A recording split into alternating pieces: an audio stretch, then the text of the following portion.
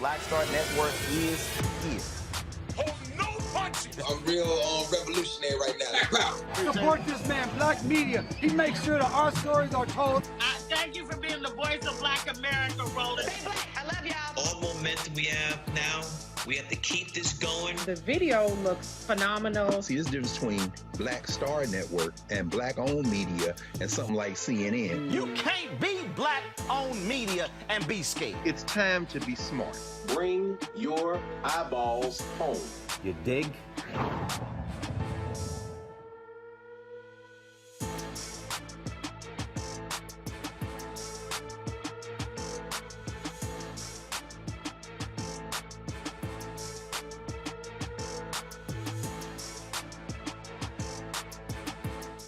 It's Wednesday, February 23rd, 2022. I'm attorney Robert Patillo, sitting in for Roland Martin, who's taking the day off for some much-needed rest and relaxation. Here's what's coming up on Roland Martin Unfiltered, live on the Black Star Network. The United States has surpassed 1 million excess deaths since the beginning of the coronavirus pandemic. Black Americans compose the highest percentage of those deaths. We'll discuss why we are dying at such an alarming rate later on in the show. For the next 2 years, 650 Black women in the state of Georgia will receive monthly stipends of up to $850 thanks to the Georgia Resilience and Opportunity Fund. The organization's executive director will explain who's eligible for the program and how the program works. Hopefully we can expand this nationwide, things that start right here in the state of Georgia. Plus, we'll examine the financial barriers facing Black America. We'll have an expert on who will offer practical solutions to overcome those setbacks and help create Black generational wealth. Also, caught on video, a Florida Republican is on a police body cam video being disrespectful and threatening a cop who pulled him over in a traffic stop. And also in today's Tech Talk segment, we'll show you a Black-owned company dedicated to helping you create apps. We'll talk to the executive officer of Fresh Tech Solutions. All of this and much more. It's time to bring the funk on Roland Martin Unfiltered, streaming live on the Black Star Network. Let's go. He's got it. Whatever the biz, he's on it. Whatever it is, he's got the scoop, the fact, the find. And when it breaks, he's right on time and it's rolling. Best believe he's knowing.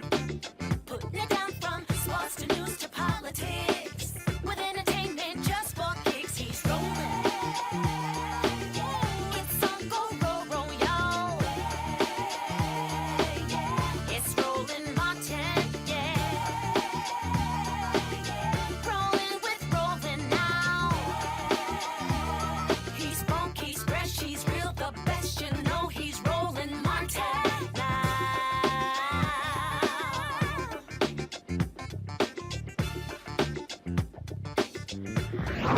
Martin.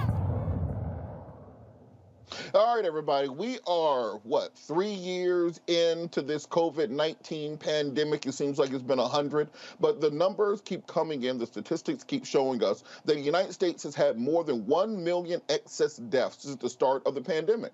And when we talk about excess deaths, we mean excess deaths are the number of deaths from all the causes during the crisis that will be higher than expected under normal conditions. So you got your normal baseline number of deaths that we can expect in a given year in the U.S., but now we're looking at how many more deaths have been caused during the course of this pandemic. These excess deaths are not just from COVID, but from chronic conditions like hypertension, diabetes, heart disease, stress, and many other comorbidities and factors that exist. Joining us to talk a little bit about this and what African Americans can do to help protect themselves as this pandemic becomes endemic, we're joined now by Dr. Christy McDowell, microbiologist, CEO, and founder of Baby Scientists, Inc., joining us to explain. Dr. McDowell, how are you doing this evening? I'm doing well. How are you?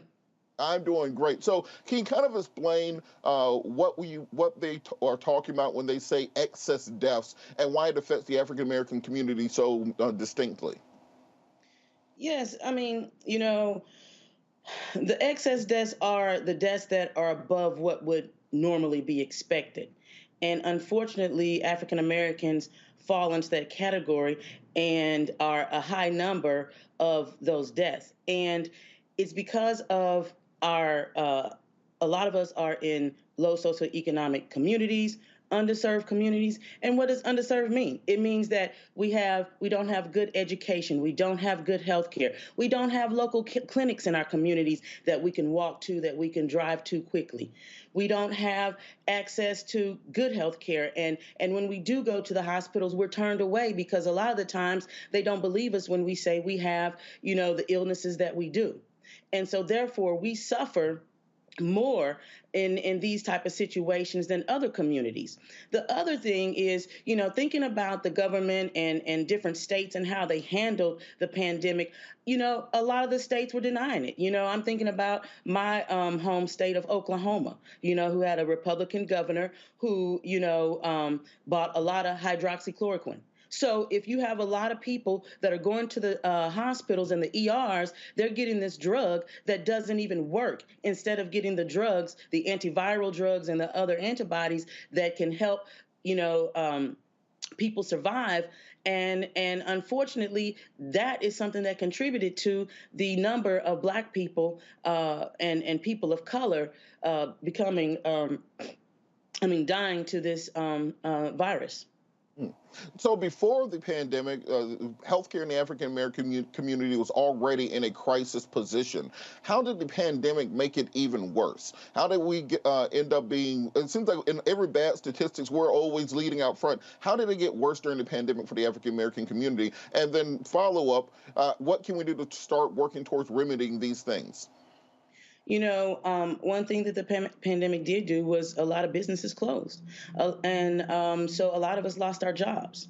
A lot of us are in the service industry. So we have to be out there, in the grocery stores, in the fast food restaurants, and being exposed to the virus, unlike others. And so when people lose their jobs, that's the lack of income. They don't have the funds to, they don't want to spend their extra money on gas to go to the hospital. They say they don't want the excess medical bills, And so those are some of the things that exacerbated, and also the lack of information that got to our communities. I just started seeing mobile units in underserved communities like late 21, early 22. And it was just a little bit too late. I mean, it's great that they did that, but it was just a little too late. We have the lack of information getting to our people, and also the people delivering the information. Because Black people, we're more apt to believe it when it comes from someone that we trust, like our community leaders, our church leaders. And another thing during the pandemic, churches had to shut down. We were disconnected from our community in many ways. And so the information that we needed to get to help save our lives, we did not get. And so what we can do moving forward is, we have to take it back to the grassroots. People in our communities have to go out and canvas and let people know what they need to do. You need to stay safe. You need to continue to wear a mask. You need to continue to social distance. Even though they're lifting mask mandates, we are still in a pandemic, and they're only doing that because of money, because of financial reasons. It's not necessarily because of health reasons. And again, the people that will suffer for these mandates being lifted are the people of color, Black people. And so we have to be more vigilant. We have to talk to one another. We have to be on platforms such as this to let people know, hey, you have to care about your health care, you have to care about your medical needs, and you need to care about the people next to you. And so spreading information is the best way. Am I my brother's keeper? Yes. And so that is something that we need to get back to and strengthen so that we can build our communities back in a healthier way. Talk a little bit more about the role that misinformation had, and particularly exacerbating the pandemic in Black communities. I don't know if most people remember at the beginning of the pandemic, before it became a pandemic, people thought Black folks couldn't get coronavirus. And then Idris Elba got it, and people said, well, I guess we can. Then we had suspicions around the vaccine. There's still a large anti-vaxxer community in the Black community. How can we get around this misinformation, and who are the trusted voices we should be turning to? That's when we have to lean on the culture.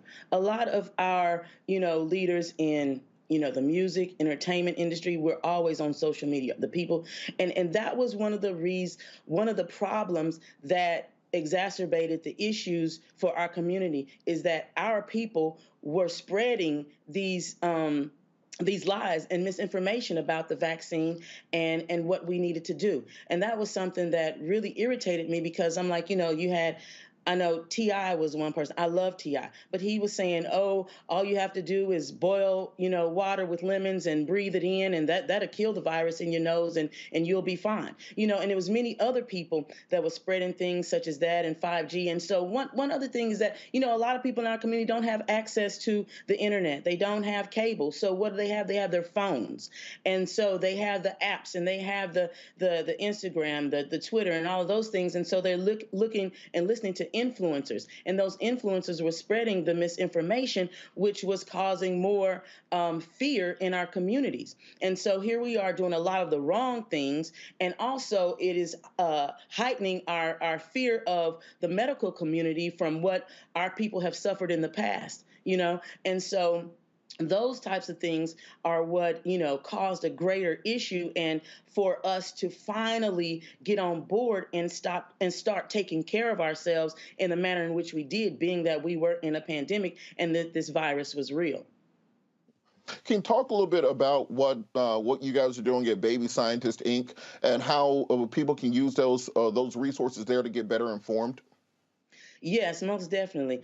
You know, we are a nonprofit organization that goes out into the low socioeconomic communities and the underserved communities to inform children about science. We do hands-on activities, scientific activities, and to encourage the kids. You know, I design these experiments so that the children can succeed and feel good about themselves. And so going into these communities and providing this for the children just elevates them and elevates their confidence as they matriculate through the educational system. It gives them the confidence that, hey, you know, I did this experiment with Dr. Christie and baby scientists. That means, you know, the work that I'm doing at school, I can do that as well, you know. And so that's our goal, is to build the confidence and to build and to create scientists and to get the children interested in the STEM fields, the medical fields, engineering, you know, technology, computer science, and all of those fields. And so that's another thing that we need to do, is we need to increase people of color. We need to increase our Black doctors, our Black psychiatrists. You know, we need to increase our healthcare workers, our nurses, our people in the hospitals, so that when we go to these places, that we will be listened to and that our concerns will be heard. We need more of us in the community. We need more of us in the hospitals. We need more of us in the classroom, in the colleges, so that our children can be uplifted and brought to the next level and put on an equal playing field. So, you know, in these communities that lack clinics, that lack, you know, healthcare, if we had more Black doctors, you know, we could have them in the communities that care about us, you know, and so, you know, that is the goal of Baby Scientists, is to go out and educate and inform and to build the confidence of these kids, not only the children, but their parents. You know, a lot of the times when I go into the communities and I hold these workshops with the children, not only am I educating the children and uplifting them and building their confidence,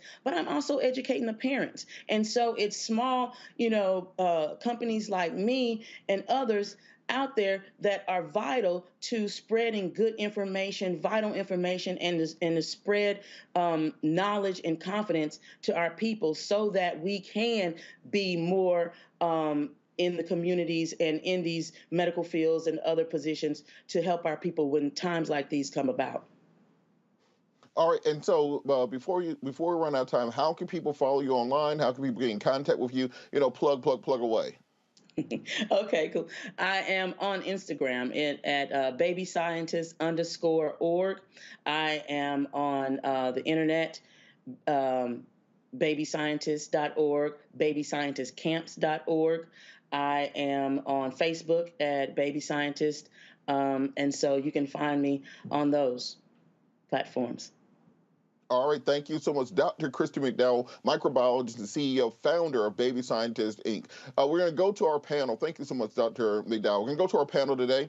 We have A. Scott Bolden, former chair of the National Bar Association Political Action Committee, Kelly Bethea, communications strategist, and Lauren Victoria Burke, writer at the Griot and a constant contributor here on Roland Martin. I want to start with you, Lauren. What do you think has to happen for Black folks to stop falling for so much of this misinformation, and looking at some of the statistics that are showing us leading in deaths through this pandemic, and for us to actually take it seriously?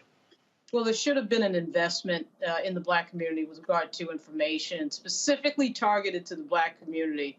And that really just didn't happen. And so, I mean, we live in a world where the democratization of our technology allows anybody to say anything, allows anybody to get any message out, from the false reports of the death of Queen Elizabeth to false information on COVID. And of course, you see the huge influx of people, obviously, who are on Facebook and Twitter. And people tend to believe what they see, unfortunately. They tend to believe what they read.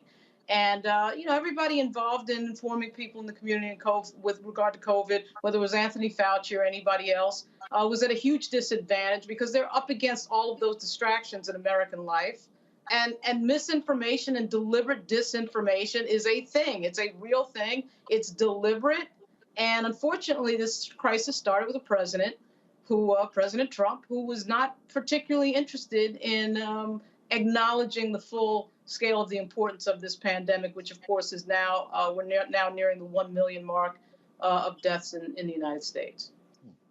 And Scott, so it's interesting because you'll talk to some folks in our same community, and if you start talking about the vaccine or start talking about the pandemic, they don't sound any different than a QAnon, far right-wing, MAGA hat-wearing, Trump supporter when it comes to the vaccine and the virus. But the differences between our community and those communities are we are dying at a far higher rate. So whereas they can just be a conspiracy theorist and laugh it off, it's killing folks in our community. How can we reinforce the seriousness of this and try to get people listening to actual outlets of information and not their cousin, not to rappers, not to TikTok influencers, but the real doctors and epidemiologists?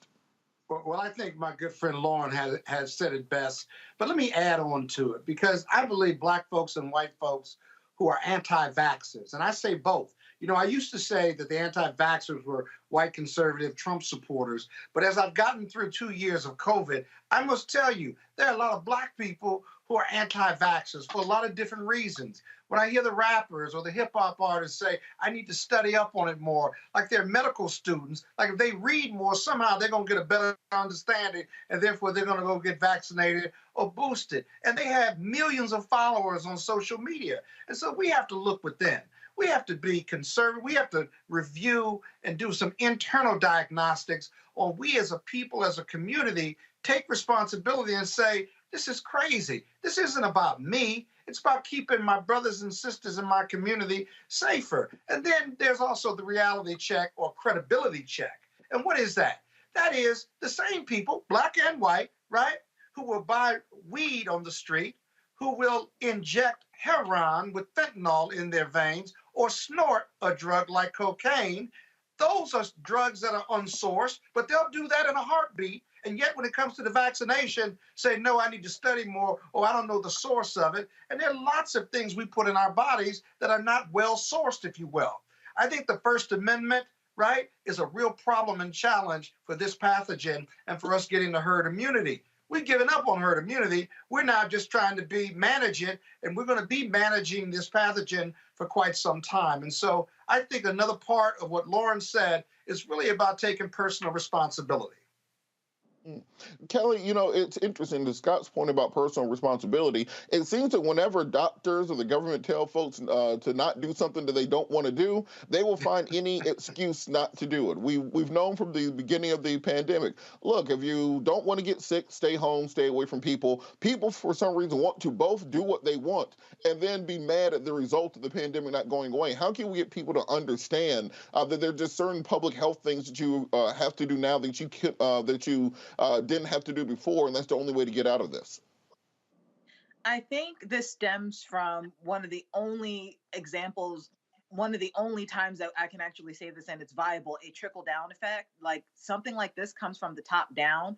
And frankly, we had 4 years of a president who took no personal responsibility, was blame shifting, scapegoating, complaining his way and failing up for 4 years. And to get rid of a culture that insidious is going to take even more time than it took to establish it.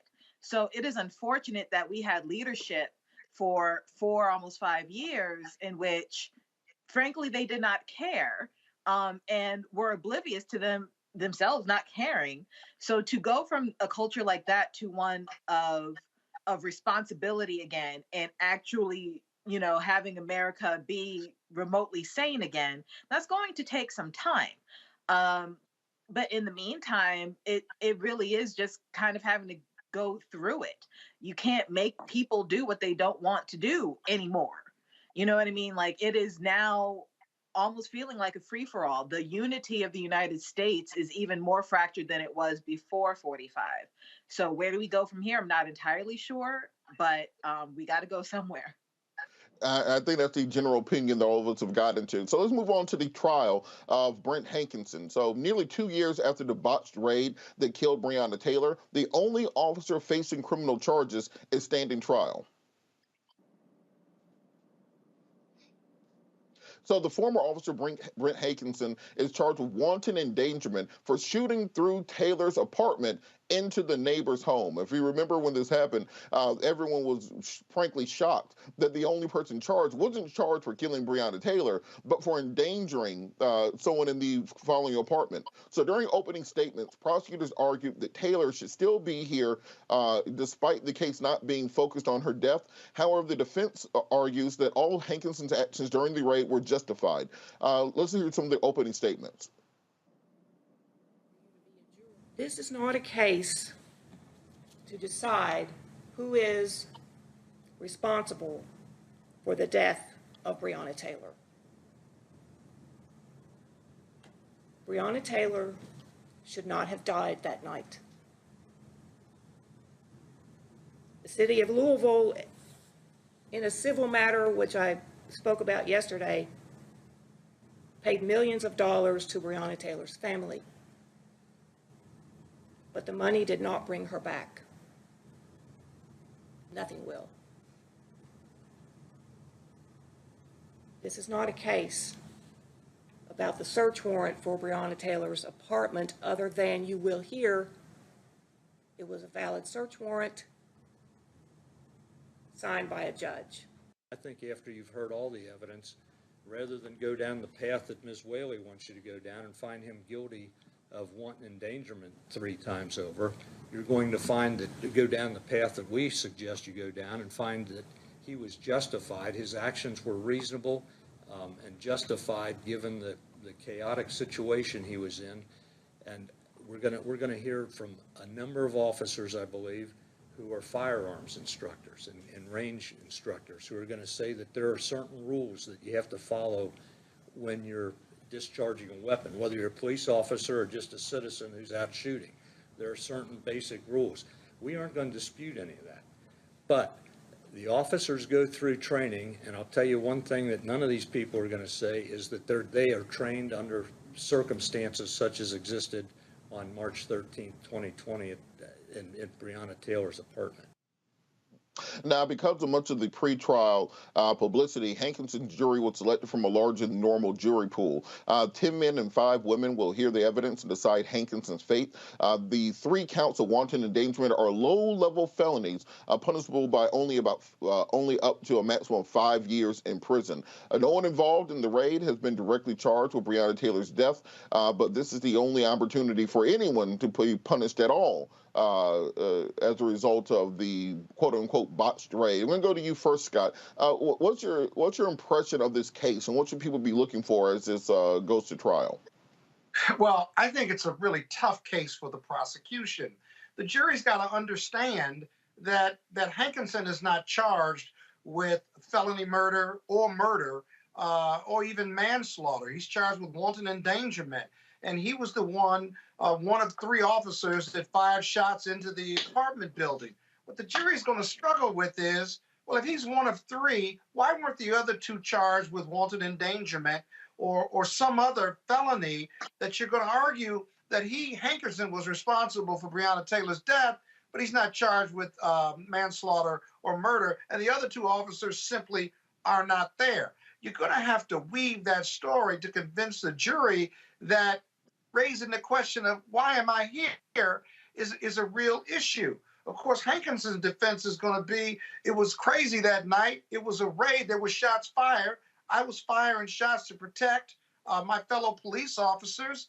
My bullet didn't kill Breonna Taylor, if you will. My bullet didn't injure her boyfriend. And so why am I here? Plus, I followed my police training. You heard that in the opening statement.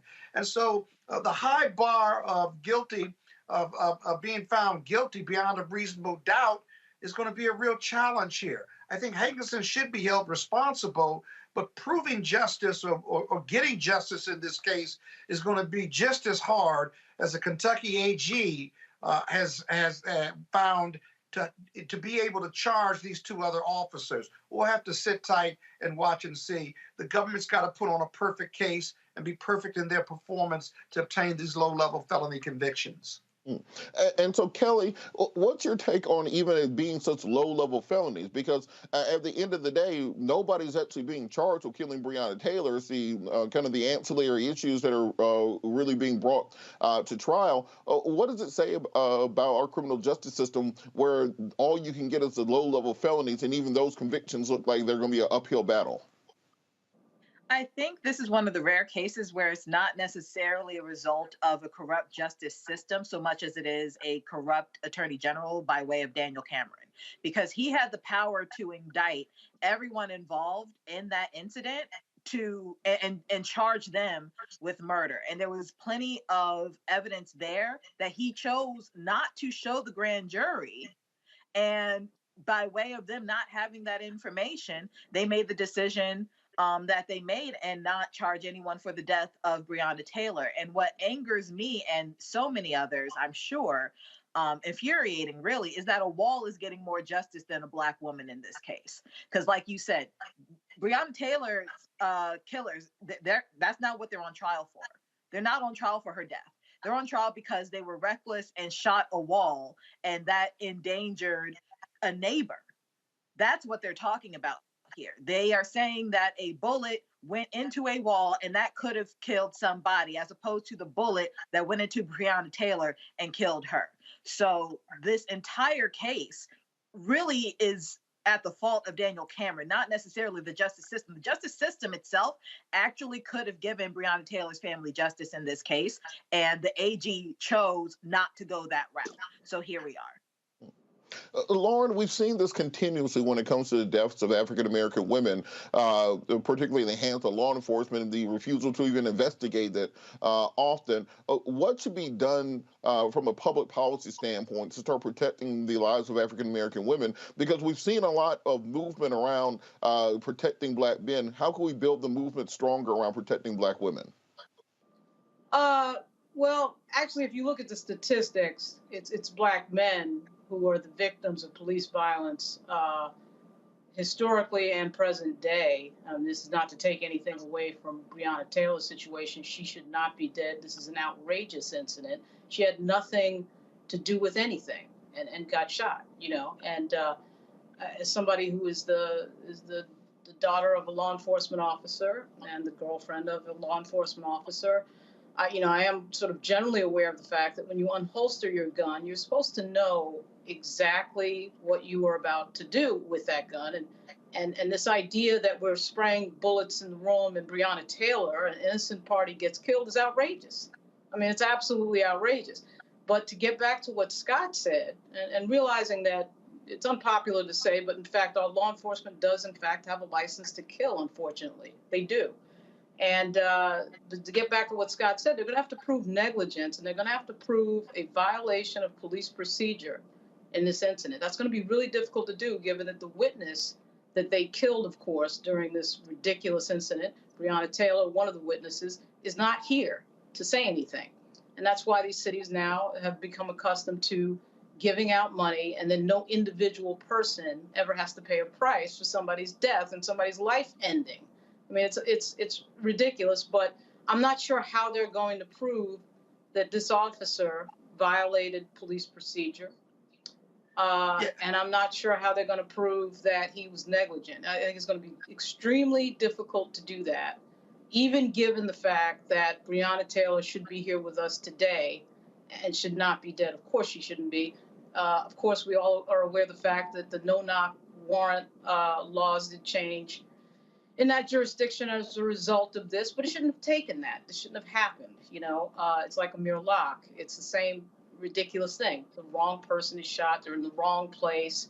It's just that, to me, is a bigger issue. Like, who signed the warrant for this? How did they end up, in the wrong place, shooting the wrong person? But again, I do think it's a hard case to make. Yeah, right. Robert, if I may real quick, real quick, the other thing the jury's going to struggle with is, where are the other two police officers? They're trying to tie this shooting and want endangerment to Breonna Taylor. Okay, they're going to have to thread that needle for the jury to make them understand this. But as they charge Hankinson, the jury's going to struggle with, well, wait a minute.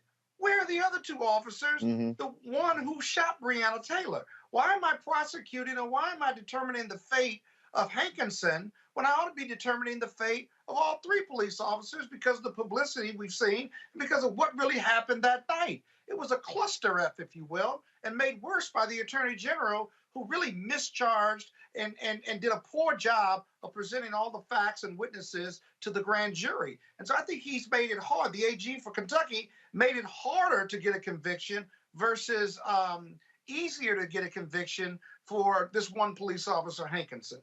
Wow. So we're going to continue monitoring this. And Kelly, we got to go to a break, but we're going to continue monitoring this story. We'll be back after the break on Roland Martin Unfiltered on the Black Star Network.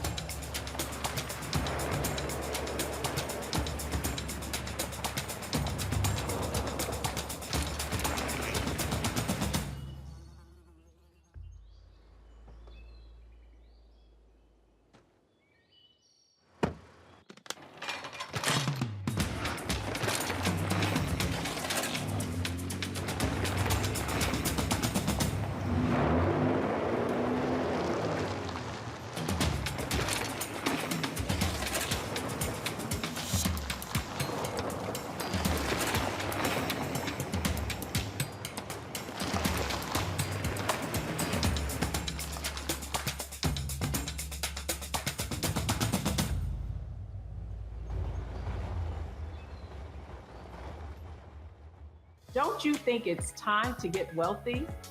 I'm Deborah Owens, America's Wealth Coach, and my new show on the Black Star Network focuses on the things your financial advisor or bank isn't telling you.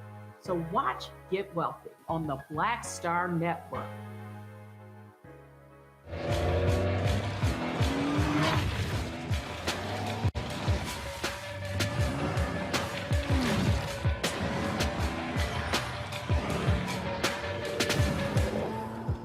Pull up a chair, take your seat at the Black Table with me, Dr. Greg Carr, here on the Black Star Network. Every week, we'll take a deeper dive into the world we're living in. Join the conversation only on the Black Star Network.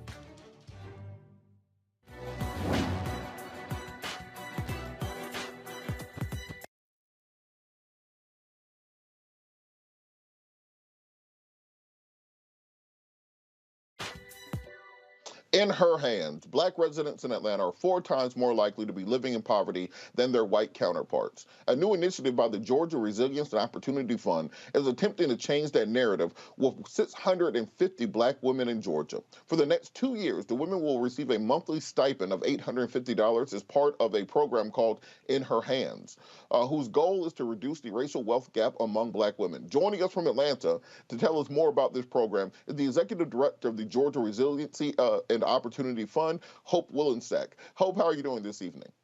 Terrific. Thank you so much for having me. Well, thank you so much for joining us. And you know, when I read about this program, it sounded a lot like Andrew Yang and the concept of the universal basic income. Can you kind of tell people the idea behind this initiative and what its goals are? Yeah, guaranteed income programs like these are really all about putting cash in the hands of families who need it the most. And when we put cash in the hands of folks who need it the most, it enables greater choice, greater agency, greater freedom for folks to choose the path that's best for them and their families.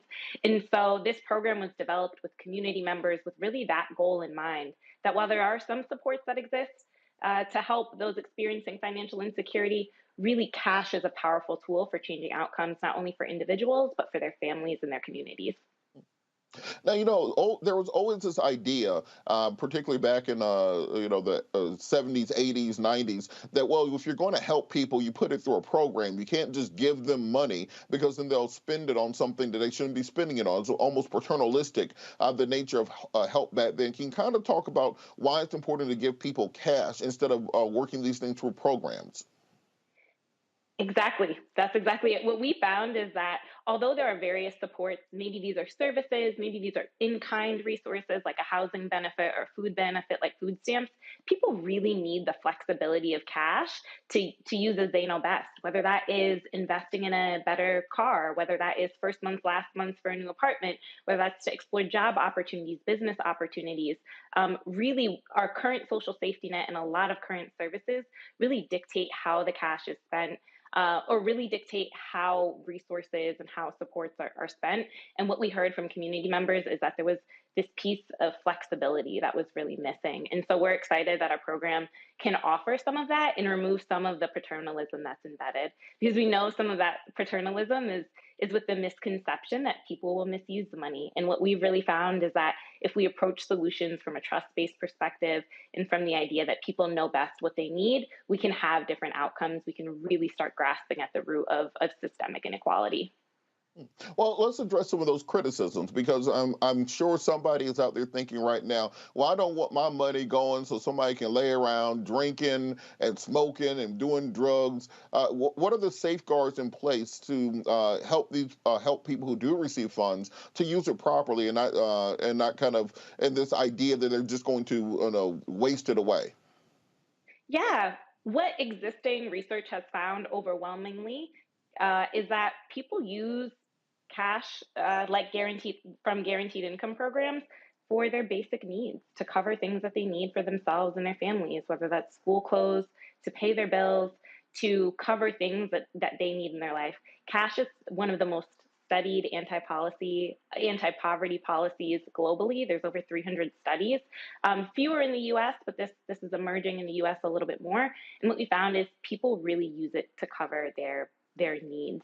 And so really we approach this from a trust-based perspective, in that people know what they best need, and there's a flexibility around cash that can help them get there. We're always happy to help program participants find additional resources, home buying classes, business classes, go back to school, whatever it is. We're always happy to direct program participants to that. But this is no strings attached, because we truly believe that trust is a huge component to change. And I think it's interesting for this particular program for it to be female kind of driven, because much of the paternalism that existed in previous iterations of assistance to the public, it existed at kind of that intersection of both racism and sexism at the same time. This idea that the people providing the resources should dictate to women, and particularly women of color, what they should be allowed to use those things for in their best interest. Explain how women qualify for this program, and how what are the plans to expand those things outward.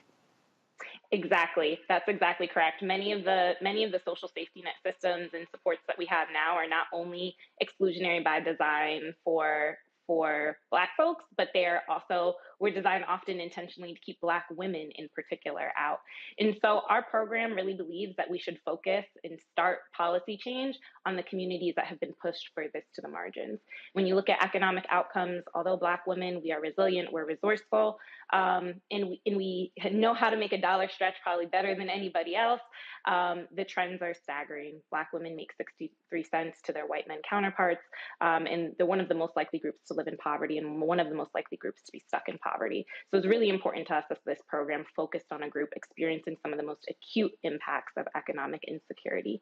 Eligible participants for our program will live within 3 specific geographies within Georgia. We have a really community-based approach. So we're working in 3 specific areas in Georgia, with a launch site in the Old Fourth Ward neighborhood of Atlanta. That's where Dr. King was born. And then we'll be spreading to 2 additional sites within Georgia. And then folks need to be in need, so they need to meet an income criteria for the program. And where can people find more information about the program and potentially see if they qualify? Yeah, more information can be found at www.thegrofund.org.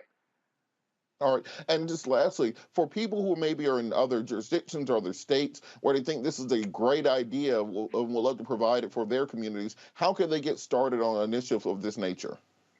Yeah, I think it really starts at the grassroots level. So, talking to your neighbors, talking to those in your community, and also reaching out to your elected officials. You know, it was just this past year, just in 2021, that we had a child tax credit that lifted almost 4 million children out of poverty.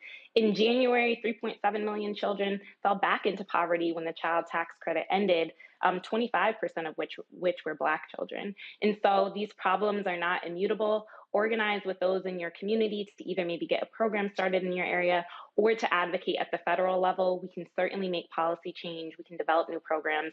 These problems are solvable if we sort of come together and think about these solutions together. Thank you so much, Hope Willensack, working with women or Black women in need in Atlanta. Thank you so much for joining us. Thank you for having me. Thanks. All right, let's turn to the Martin Hyde traffic stop. So this next story is the epitome of trying to exercise white privilege. So in Florida, a congressional candidate, keep that in mind, a congressional candidate in Florida was caught lashing out at local cops during a traffic stop. Y'all take a look at this. Hey, how you doing? How you doing, sir? I'm Sebastian, Sarasota Police Department. You're on audio and video recording. The reason for the stop, you were observed going 57 and a 40, and you were on your phone texting while you were doing that. That was at Euclid and Fruitville. You don't need to point at me, officer. I'm not pointing at you. I'm pointing in the direction where it was. I just called the chief, how's that? Go right ahead, sir. Can I see your license? I am, right? Yes, sir, I do. Can I see your license, registration, insurance, please? You can do this? Yes, sir.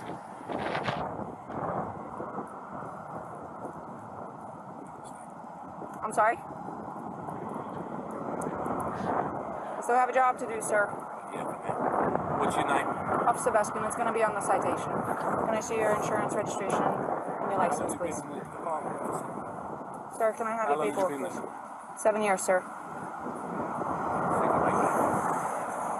Can I see your registration, please? You're not going to give me your registration, sir. You arrest me? I'm asking you if you're going to produce me with your registration. You don't have it on you? Look, go call the chief. Tell him how rude you just been to me. Play him this video. Okay. Then you call Marlon Brown. Then you call the mayor. Okay. They're not okay, though. I'm telling you what to do. Okay, sir. Are you refusing to produce your registration? I'm asking you if you have your registration. You're making career decisions. Okay, sir. Sir, because you were speeding and you were texting.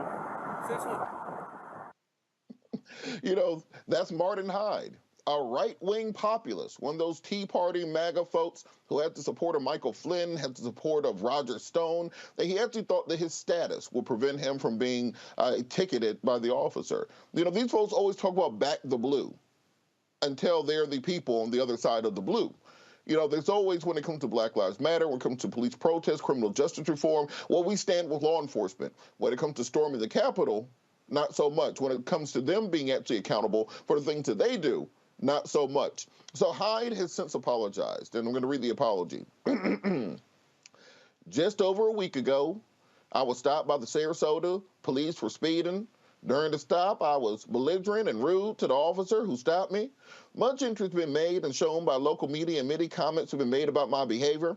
I'm not going to justify my poor temper on that day or attempt to mitigate it in any way. Now note, these are the same people that when it comes to African Americans being shot by the police, they say, well, just comply. You know, why are you fighting with law enforcement? Just comply. When it comes to them, I apologize for my poor temper. Continuing. There will be some who will say it's not the first time I've acted out aggressively, and on occasion when I'm challenged. In the political arena, that is possibly a good thing, but on my personal level, it's not.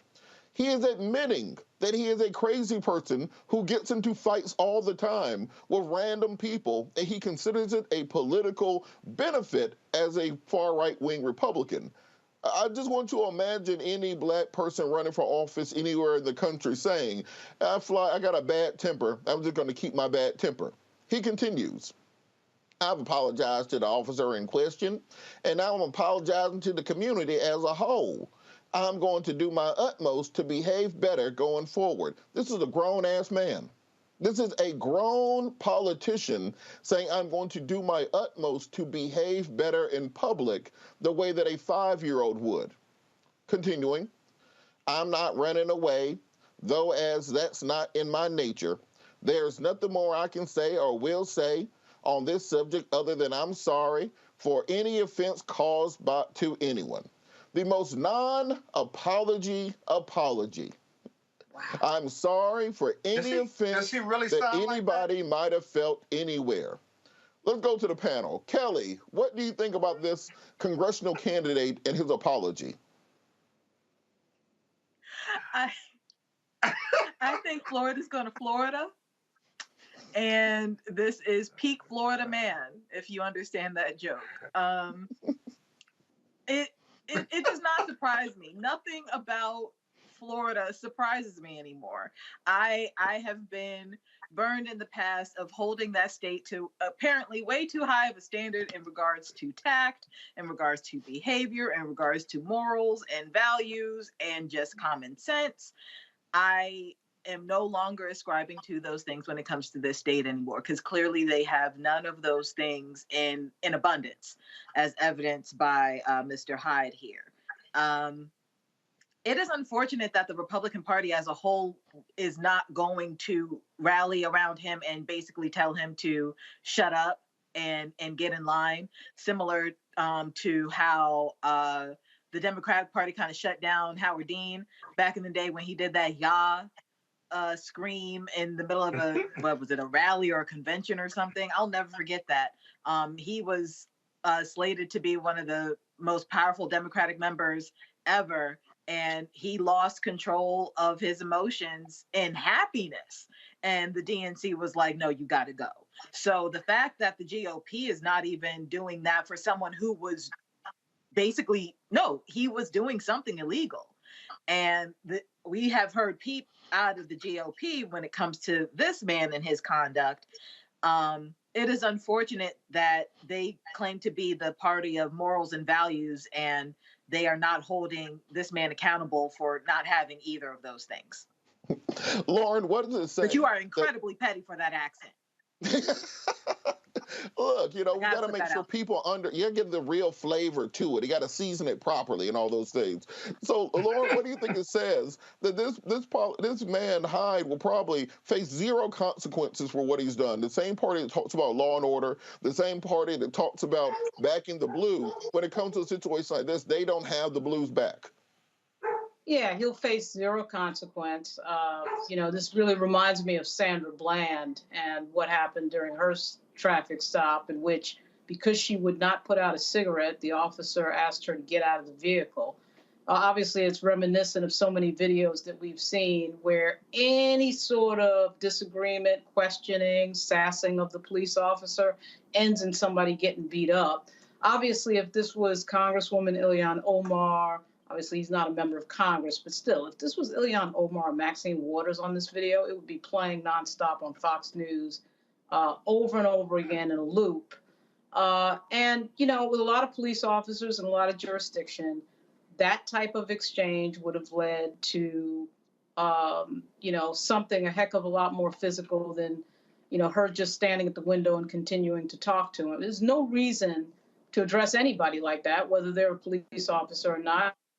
She does have the authority to pull him over and ask questions if he was texting on his phone. I mean, this is not like some of these other incidents we, of course, hear of air fresheners in the window and traffic lights out and the back light and all this other nonsense that people get stopped for.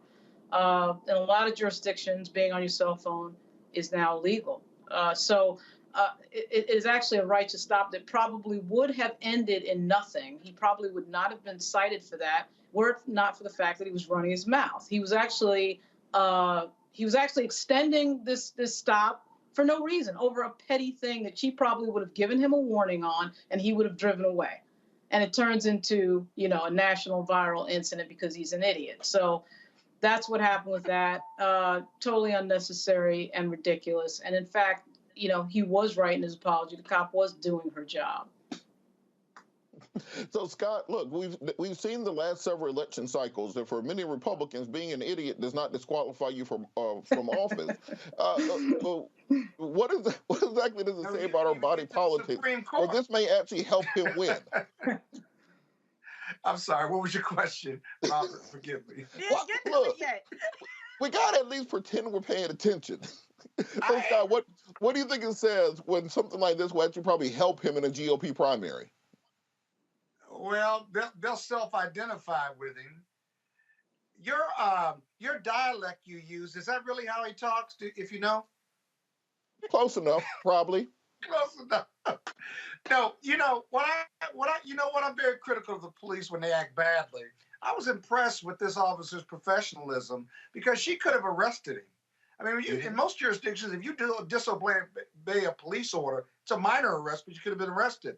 If you're traveling without a registration, in a lot of jurisdictions, you could have been arrested. And he wasn't inebriated in any way. He was just being an ass, right? And she continued to be professional with him. So he should have apologized to her. But as Lauren said, this was just gratuitous bad behavior. And the Republicans, while they might want to touch it and they may want to protect him, they're certainly not endorsing this type of behavior from a white female police officer who's just doing her job. I don't care whether you're a Trump supporter or not. That's just not going to read well or going to look well on social media. And so I think he gets away with it because of white privilege, but he got into it because of his white privilege. If you look at him, he was just sneering at her and just gratuitously being an ASS. So I think it's par for course for white privilege. Had he been black, or perhaps had the officer been in a different mood, if you will, it would have been even more egregious on his part. And so I really think it's a tutorial on not only the expectation of white privilege, but it's a tutorial on an everyday stop, a normal stop, a routine stop, how the police encounter people, whether they have guns or whether they're just ASSs on their day-to-day jobs. And it's just all unnecessary. He should have complied. That applies to him because he would certainly say it if the driver were black and something bad happened. And so what's good for the goose has got to be good for the gander, especially when it comes to black and white folks. And just real quick, Kelly, we talked a little bit earlier about intersectionality. Do you think that this aggressive white man would have had this same stance if the officer was not a woman in this case? I don't know, because he's weird. And one of the first things that he said, just by her asking, license and registration, he asked, "Do you know who I am?" And with that kind of arrogance, it's kind of hard to pinpoint whether he would have said that in front of a man, woman, black, white, and different. Because when you are that arrogant, it kind of doesn't matter. It's less likely that he would have been disrespectful, but with him specifically, I'm not too sure. He just seems like an ass overall. Ass overall. I love that. And Lauren, just real quick, what do you think has to happen in order for us to get some of these conservative white Republicans to realize the hypocrisy that they're actually putting out there when they say back the blue, always comply until it applies to them? Do you think they have any self-awareness of how they act? I mean, they see it, but they just ignore it, and they bury it in the media cycle and Fox. So this will never come up. There's nothing that can get them to realize the hypocrisy. The hypocrisy is absolutely stunning. This idea of back the blue, and then, the U.S. Capitol gets attacked, and we have over 50 officers who get injured. Nobody says anything about it on the Republican side. It's outrageous. All right, we're going to come back after the break. Roland Martin, Unfiltered. We'll be right back. You're watching us on the Black Star Network.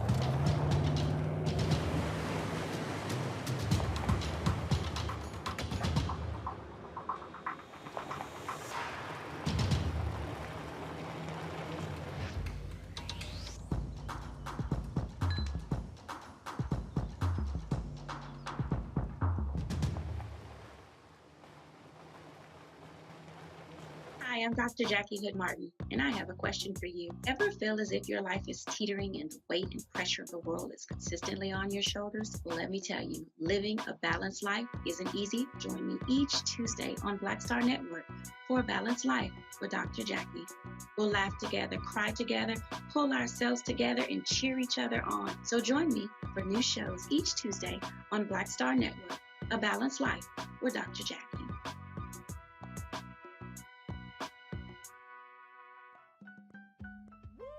We're all impacted by the culture, whether we know it or not. From politics to music and entertainment, it's a huge part of our lives, and we're going to talk about it every day right here on The Culture with me, Faraji Muhammad, only on the Black Star Network.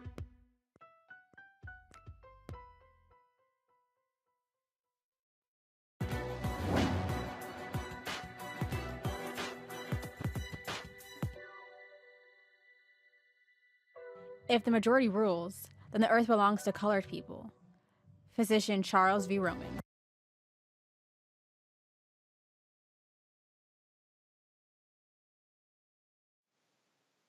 We all know the historical disparities in the American financial system contributing to the current wealth gap between our white peers and us. Here to talk about the biggest financial barriers we as African Americans face and some strategies and tactics we can use to tackle them.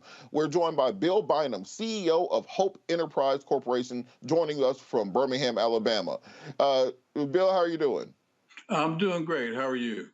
You're doing absolutely outstanding. So can you kind of talk a little bit about the genesis? What has caused African Americans to be in the current financial situation that we are as a whole in our community? Here we are in 2022, still facing some of the same problems we had in 1922. Can you kind of talk about what has caused the current state of affairs?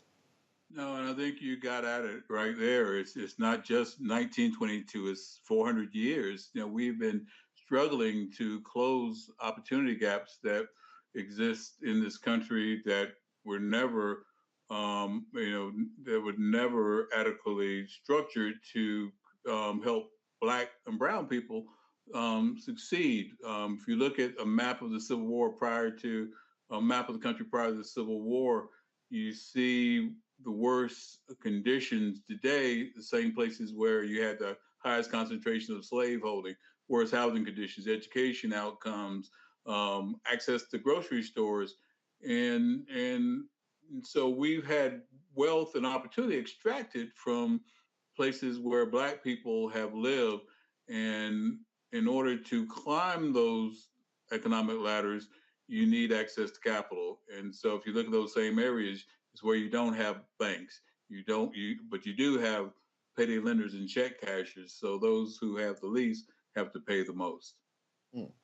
Now, there are many people on the other side of the aisle whenever we start talking about economic programs and things that can help the African American community, and they'll say, well, look at the other people who came here, other immigrant groups, other people who have been, quote unquote, underserved or downtrodden and who have surpassed the Black community. What do you think has to happen for us to have the type of public policy power necessary to push through the laws that are needed in order to help the African American community catch up with others? I think don't begrudge anyone who has succeeded that opportunity, but unfortunately, those same opportunities those doors haven't been open for Black and Brown people, particularly Black folks in the Deep South. I'm actually in Jackson, Mississippi. We have offices in Birmingham, in Montgomery, in New Orleans, Baton Rouge, Little Rock, Jackson, and the Mississippi Delta and Alabama Black Belt.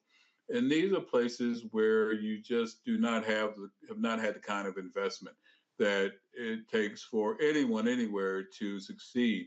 If you look at prosperous communities, you have bank branches, you have grocery stores, you have healthcare facilities, you have things that anyone needs to prosper, and Black and Brown people need those as well. But we just have not been afforded the benefit of the investment that it takes to bring those resources to bear. And so, what do you think it will be if you had to kind of summarize it down, what are the biggest financial hurdles facing African Americans today that prevent us, in many cases, from breaking through that remainder of the glass ceiling that's always prevented us from being at the same levels of equity of other communities? I think it's really been pretty clear to me that when people have the tools that they need, they can succeed. And quite honestly, I think people of color have done more with less than just about anyone that I'm familiar with. And so when we have access to capital, when we can go into a bank and be treated fairly, then we can do the same things that others can do. But when in Mississippi, you have a black family whose median net worth is $150,000, and they go into a bank and apply for a mortgage, and they're turned down at the same rates of a white household that makes 30 to 40,000. You know you've got systemic disparities, discrimination in the banking system. We saw this play out during the Paycheck Protection Program when the government put $800 billion into closing gaps. In the first round, the only people who were only able to get through those programs and successfully get access to those loans were not people of color. It's a matter of fact, sole proprietorships, which make up 96% of all black businesses, weren't even eligible. And so advocates knocked on the door, made it clear that these were not acceptable, these limitations weren't acceptable. We were able to open up the door a little wider. But even more importantly, Congress made investments in black financial institutions, brown financial institutions, community development financial institutions, black banks and credit unions, which are located in these communities and have a history of making access capital available. And then, we outperformed the largest banks in the country in terms of making capital available to black businesses, but not only businesses. Historically, black colleges and universities are critical anchor institutions in communities of color, provide vital services and are economic anchors in the places where they're located. It was only because of black financial institutions like Hope, we made a $2 million paycheck protection loan to Tougaloo College, which is, graduated more black doctors, accountants, lawyers in Mississippi than all other schools in the state combined, but they couldn't get a PPP loan from the largest bank in the state. So it was critical that Congress, the Treasury, recognize the importance of investing in these anchor institutions. And we've been able to build on that and are starting to close some of these gaps. Well, you mentioned a lot the access to capital aspects of these things. And over the last several years of the pandemic, we've seen literally trillions of dollars go out the door in programs. Even the infrastructure program from last fall, it was $1.3 trillion of money. How can we start ensuring that when the government is spending and investing these sorts of dollars, that our fair share is coming to our community? Because we're still talking about whether or not they're going to bring parts of Build Back Better back, and that $3.5 trillion package there. So there's money flying around. How can we make sure it gets into our communities? Again, I think it takes institutions that prioritize the needs of all people, not just the wealthy. And, again, I am biased, but I really think that black and brown owned financial institutions that have a track record of lending in these communities are critical. Whether it's education, healthcare, grocery stores, jobs, at some point, whatever is needed to climb the financial ladder requires access to capital. When you have a bank in your community, you're more likely to get a mortgage loan or a business loan. And when you've got such wide wealth gaps, 10 to 1 for black families as a whole compared to white families, 100 to 1 with black families with children compared to white families with children, you cannot close these gaps without intentional, focused, targeted investments in these communities. And unfortunately, when you rely on traditional banks, you get the kind of outcomes that I described before. When you when wealthy Black families cannot get a mortgage loan at similar rates. Similarly, when you look at business loans, the Small Business Administration is a primary government program designed to close capital gaps for fledgling businesses. But in Arkansas, a state where you've got 16% Black people, 9% of all businesses are Black, only 1.5% of SBA loans go to Black businesses. And the main conduit for making SBA loans are banks. And so I think you've got to equip these institutions of color who are committed to and have a track record of targeting and channeling resources into historically underserved communities.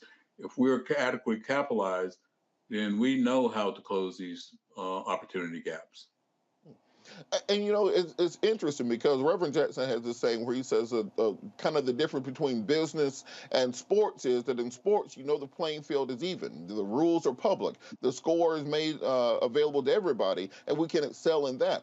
But when it comes to banking and finance, everything is done behind closed doors. And it's very rare that you can actually find out exactly what is going on to put yourself in a position to prosper. How can we start getting more African Americans, as they say in Hamilton, in the room where it happens, where they're making these decisions, making these determinations on what federal programs will be available, and also on the corporate side, making sure we're putting the types of financial institutions in place in Black communities so that we'll have the access to the capital that we need to grow those economic institutions?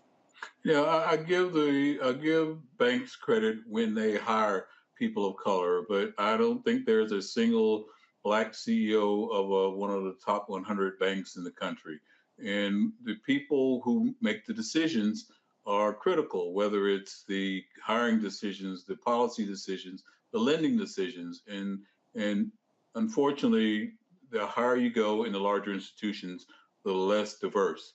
And I think that's unfortunate. We're shooting ourselves in the foot as a country as we become more diverse. In this part of the country, already we shouldn't be talking about the minority population. We're talking about an emerging majority of Black and brown people. And these are the folks that companies, the banks, should be investing in because that's your future workforce. It's your future customer base. And if they're ill-equipped to contribute to the economy, to be productive workers, then we all lose. And so I think it's really important that we start to recognize the importance of investing in underserved communities and diverse communities because that's who America is becoming, a much more diverse nation. How can we bridge the information gap that we have often in our communities where, I grew up, my dad was born in 1932, so he had a very Great Depression mentality when it came to money, which is you keep it in a box to make sure it doesn't go nowhere.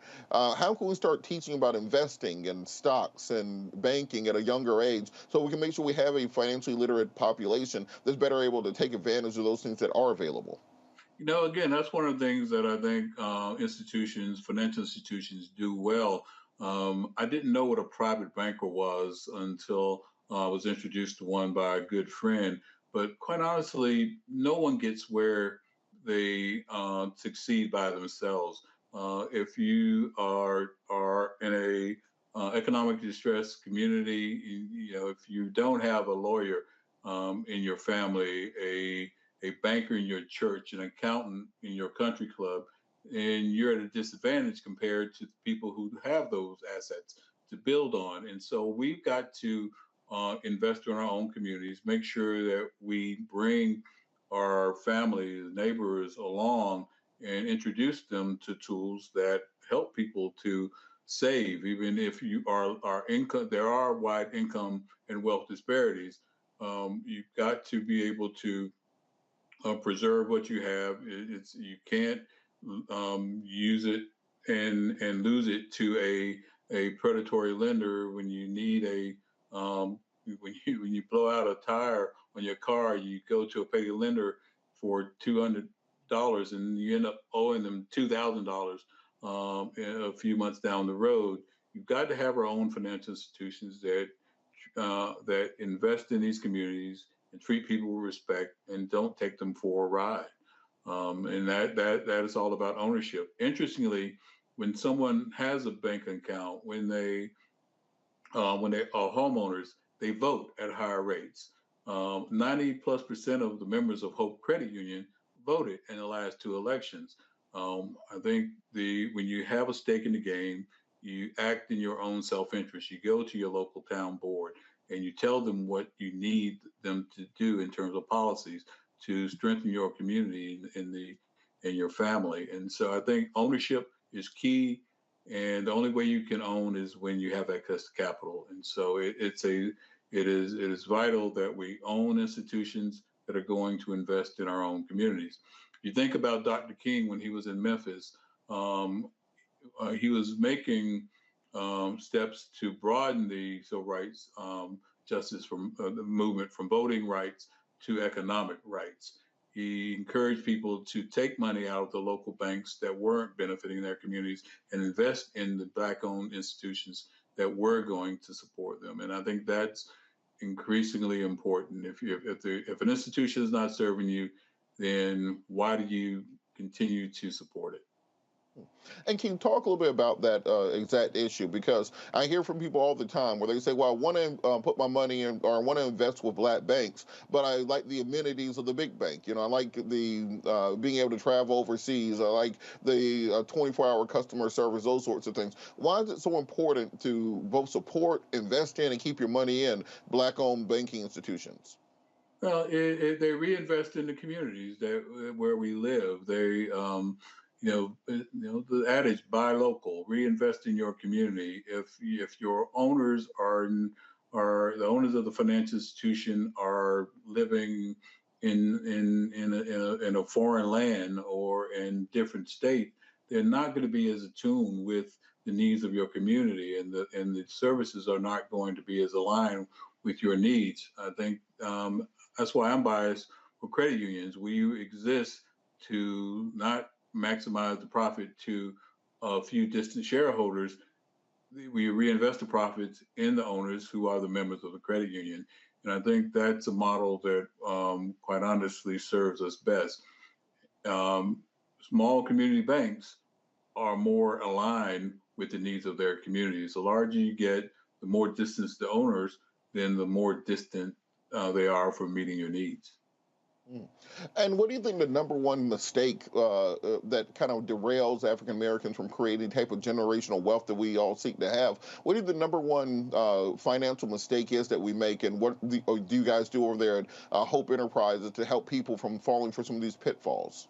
I think one of the things that separates us from traditional banks is, again, we consider ourselves financial problem solvers. We're the private bankers for economically underserved people and communities. And so we try to sit down with folks and not treat them as a number or as a computer algorithm. We sit down, ask them what are their needs, and we try to help them navigate solutions to those needs. We ask them you look at what you can afford to pay, and do not put them in a loan that benefits the bank or the credit union, puts them in a loan that balances their needs and our needs. Because if they can't pay the loan, then it's a problem for all of us. And so I think being very aligned, making sure there's alignment between the priorities of the institution where you put your resources and your own priorities. And so before we start already out of time, can you kind of talk a little bit about what the number one things you guys do over at Hope Enterprises that will help African Americans to provide the types of information and resources needed to start bridging many of these gaps which currently exist and bring us towards the level of equity which we think we deserve at this point in time? We're a little different animal than many financial institutions. We were created not to, again, benefit a few people. We were established to ensure that people, regardless of their race, their income, their gender, that did not determine their ability to climb the economic ladder, to support their families and the local communities. Financing is a tool to accomplish those goals. And so what we do is, in addition to providing financial services, we take the lessons and the voices and experience of the people and communities we serve, and we go to the halls of power. We were able to testify before the House Financial Services Committee, Congresswoman Waters' committee just last week, and help her and her colleagues understand the importance of investing in these communities and the role of Black-owned, Brown-owned financial institutions in closing these wealth and opportunity gaps. So we advocate for policies around banking. We advocate for policies around investing in these communities writ large. We've got billions of dollars going into the economy from the Build Back, from the bipartisan infrastructure deal and some of the recovery programs. And if we don't manage those in a different way, then we're going to get more of what we got. It's critical that we drive some of these resources into historically underserved communities, work with HBCUs, work with Black-led cities, and target investments in infrastructure, water and sewer situations in places like Flint, Michigan, and Jackson, Mississippi are deplorable. But it's an opportunity not just to build infrastructure in those communities, but to put Black and brown businesses at the front of the line and having access to contracts to help do some of the work that these billions of dollars is going to support. But they can't do it again unless the contracts are made available to them and they have access to the capital to execute on the contract. So it all fits together. If you think about energy and making the country more sustainable, nowhere needs better sustainable green building than communities in low-income Black and brown neighborhoods. Green housing, solar energy are going to both lower the cost of life, cost of living in these communities, but it's also going to drive new jobs, sustainable jobs that make the communities cleaner and help build wealth in these neighborhoods. Well, I think it's interesting that you mentioned that because often we have political conversations in Black communities. We don't talk to environmentalists. It's when the kind of a theme throughout the show has been intersectionality. But guess what? We're going to be retrofitting buildings to new green standards over the course of the next 50 years. And that's going to be trillions of dollars in investment. We're going to be putting in electric charging stations for vehicles over the course of the next century. And that's going to be trillions of dollars in infrastructure. How can we start educating our community about not just what exists now, but what is next, so we can get on the front edge of that, get in while at the beginning, and really be ready for when those opportunities present themselves in the future? No, I think what you're doing is playing a critical role in that. We've got to get information in front of our communities, of of families, of elected leaders. That is so important because it's clear that, again, as you said, there are trillions of dollars that are being deployed, billions that are being controlled by local government, who we elect and who should be accountable to us. And so I think the more people know about the resources that are available, and then you just ask them to step back and look at their needs. No one knows more about what the community needs. We do strategic planning, and we bring communities together and ask them what would it take to improve conditions in their communities. And they know it often zeroes in on jobs, education, and housing. And if you look at the facilities in these communities, often there's blighted housing. Much of it is owned by absentee landlords. We need to own more of our own community. And when you own, you reinvest in it, you take care of it, and you start to see transformation in these communities. And people start to climb the economic ladder. But it takes education, it takes information, and it takes tools, and financial resources are critical tools. Look, I tell Black folks all the time, like, if you don't think you're an environmentalist, you need to be an environmentalist, because one, that is the economic wave coming in the next half century. Secondarily, if you look at where Black communities are often located, they're often under the power lines. They're next to a big landfill somewhere on your side of town. You're next to a big dumping station the city's been using for a century. And cleaning all of those things up, rebuilding a greener and cleaner economy is going to be the growth sectors in the coming years. years. And if you missed that boat, you've missed a generational boat. It's the same as if you missed being a railroad tycoon in the 1840s, something along those lines. It's not going to come back around very soon. How can people learn more information about Hope Enterprises? How can they follow you online? How can they contact you if needed? Oh, we are Hope CU, HOPECU, HopeCreditUnion.org.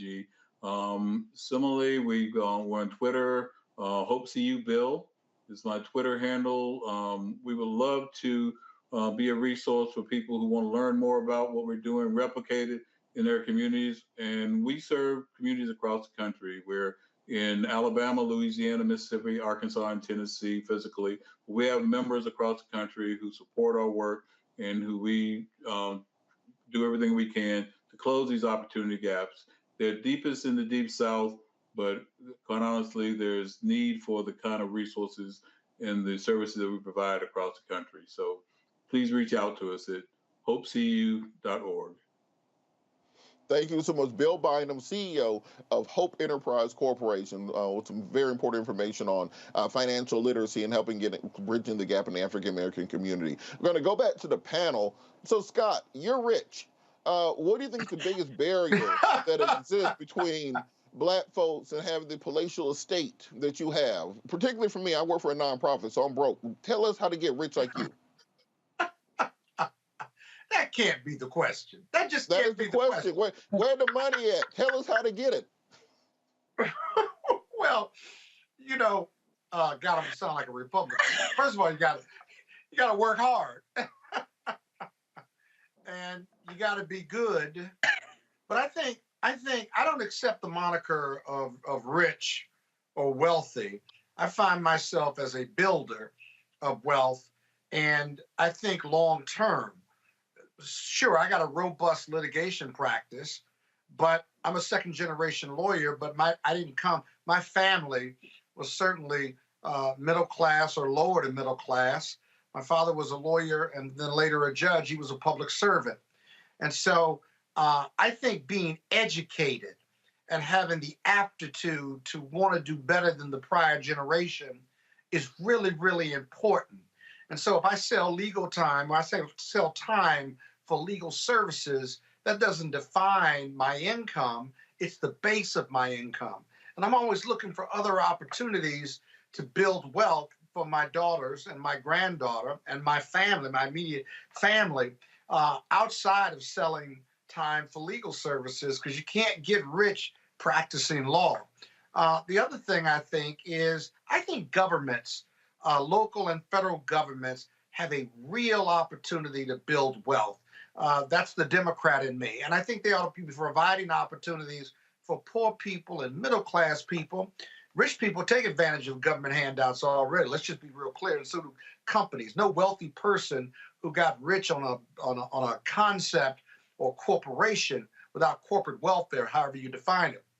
But I think local governments have a real opportunity to help build wealth, especially when it comes to gentrification and providing an opportunity for Black people in the community to to build or rebuild their own communities, to own in their own community. And if they don't have access to capital, the government leadership has to lead in that space. Marion Barry isn't here anymore. The mayor of Atlanta or Chicago in the 70s and 80s, Dutch Morial from New Orleans, they're not here. Their focus was about Black economic wealth and building a Black middle class. And so our historical Black colleges still play an important role in that. Maynard Jackson, for example, or Mayor Hatcher from Gary, Indiana. You just don't have that type of leadership that is fearless in focusing on Black economic development. Marion Barry built downtown D.C. We always think of him as a man of the people, but he was also had an economic vision and made Black people partners with white developers to build downtown D.C. And so as a result, it's a combination of factors. But here's a question for you and the panel. If all of this is true, and then you heard your last guest, right? On a national scale, because we have these programs all over the country, right? How come it's not working? How come Black people aren't economically empowered just as a general proposition?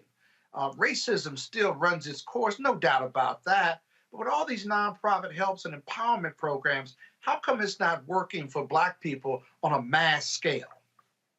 Well, I would challenge the assertion, because I think if you look at the economic opportunities afforded to African Americans currently and compare that generation over generation, 2 generations ago, my family was living in a one-room house with 13 kids in the middle of Harris County, Georgia. So I don't think we can say we're not advancing. It's just a matter of proliferating that information outward to ensure that more people have access to those opportunities while also taking down the socioeconomic barriers that have Then been let me placed. put it another way, then, Robert. Let me put it another way. Scott. Then how come people of color, Black and brown people, let's talk about Black people, right? When we look at the socioeconomic factors, the health factors, we still aren't leading in any of those categories in this country. Sure, in 2043, we're going to be a country of color. Don't get me wrong. At the same time, we still don't seem to be moving up the economic or the social or the healthcare ladder in regard to where we are in succeeding in this country. That's really what I'm getting at. How come our numbers aren't changing? Well, I'll toss it over to Lauren. Lauren, what do you think? I think that's systematic. 400 years of not being able to own property, 400 years of being subjugated, 400 years of just being targeted by the majority matters. Generational wealth matters. Scott mentioning that his father is an attorney is a huge thing, because when your father is an attorney, that's going to be a person not only who's going to have a certain level of income, but is going to be smart and know about wealth and how to wealth build. And what wealth builds in this country is ownership of property, usually. All the wealth in my family is in property, property ownership Inheritance? in New York. Would you include inheritance in that as well? Exactly. That's how you build it. But that generation, if you're African American, and I'm not talking about people of color, I'm not talking about brown, I'm talking about Black. Okay, Black. Black people, for us to build wealth is a lot more difficult than any other group in this country. There's no doubt about that. And so we're like 3 generations, maybe somebody owns something. I happen to be pretty lucky to say that on both sides of my family, the side that is in New York and the side that's in Virginia, both sides own property. But property is a big wealth building aspect that's very difficult for African Americans to have done, because we've been systematically targeted. It's just huge. So that generational wealth, a lot of these people you see walking around bragging about their wealth, they got it from someplace else. It was handed to them. They didn't work for it. They're not self-made. We do have people like Michael Bloomberg, for example, who is self-made, but Donald Trump, he had that handed to him.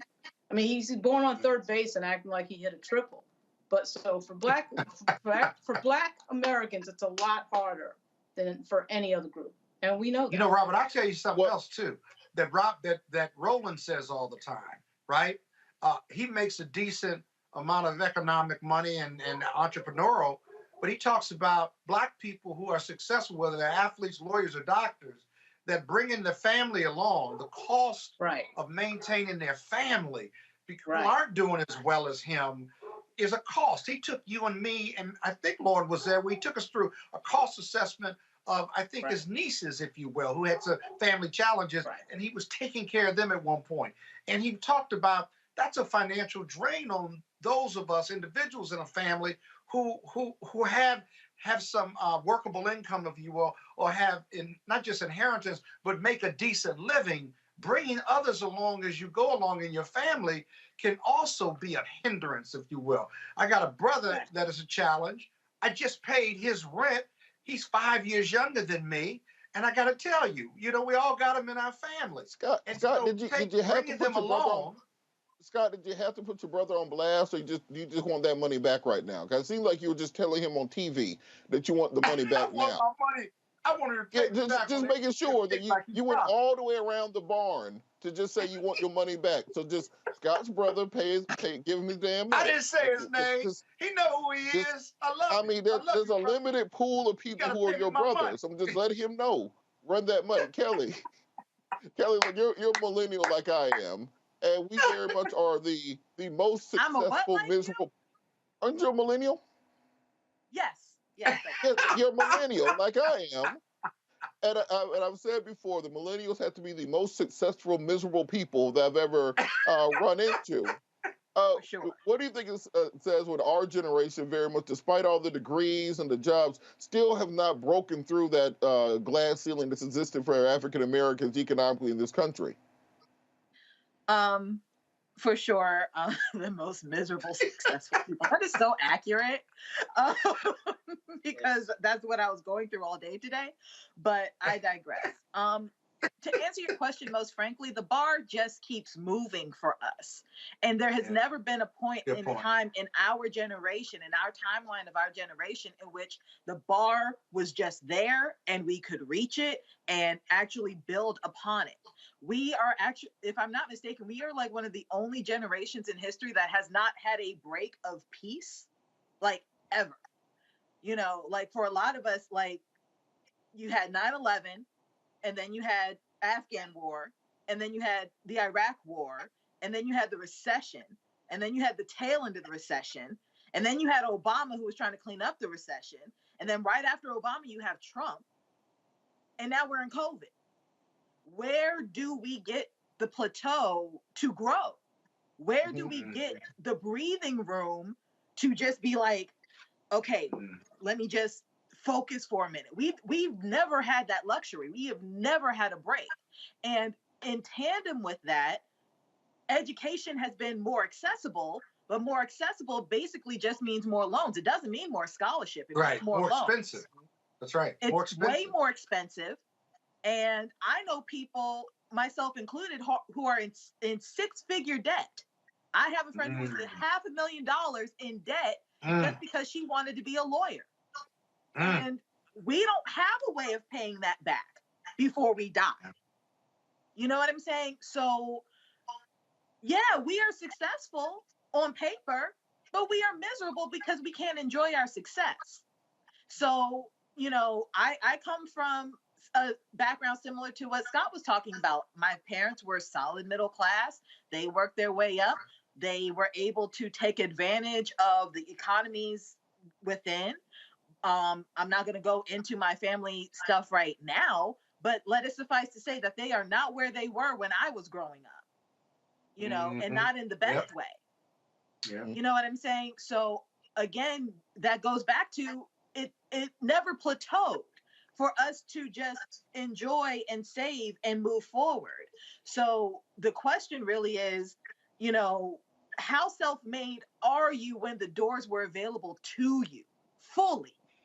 You know, every single step of the way of our success as a generation, there's a door that actually has been shut. There's a door that has actually been demolished. You know, to think about like something as simple as the Voting Rights Act. All of those spokes in the wheel of voting rights were taken away from us within the last 10 years. So how are we even supposed to exercise our political power efficiently or as efficiently as our parents, just a generation removed, when it's our parents' generation that took away those spokes? So I don't have all the answers, but those are definitely factors as to why we are the most miserable, successful people on the planet. Well, look, this is why we have to keep this conversation going. Hug a millennial, P1. We've been through. Please, basically, I need them all. We were watching TGIF one Friday in like 1991, and then they invaded Iraq, and things just went downhill from there. That's pretty much what happened to millennials. So we're going to talk more about this. We're going to go to a commercial break and watch a Roland Martin Unfiltered on the Black Stars Network.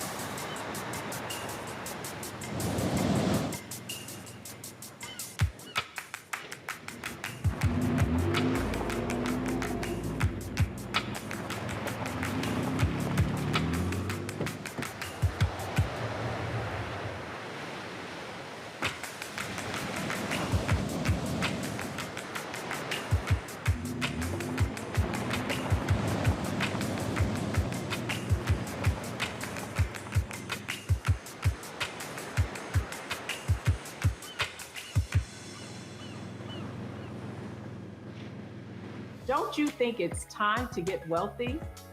I'm Deborah Owens, America's Wealth Coach, and my new show on the Black Star Network focuses on the things your financial advisor or bank isn't telling you. So watch Get Wealthy on the Black Star Network.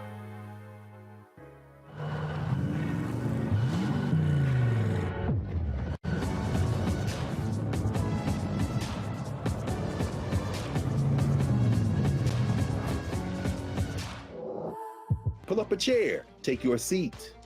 The Black Tape with me, Dr. Greg Carr, here on the Black Star Network. Every week, we'll take a deeper dive into the world we're living in. Join the conversation only on the Black Star Network. Hey everybody, it's your girl Lunel. So what's up? This is your boy Earthquake. Hi, I'm Chaley Rose, and you're watching Roland Martin Unfiltered.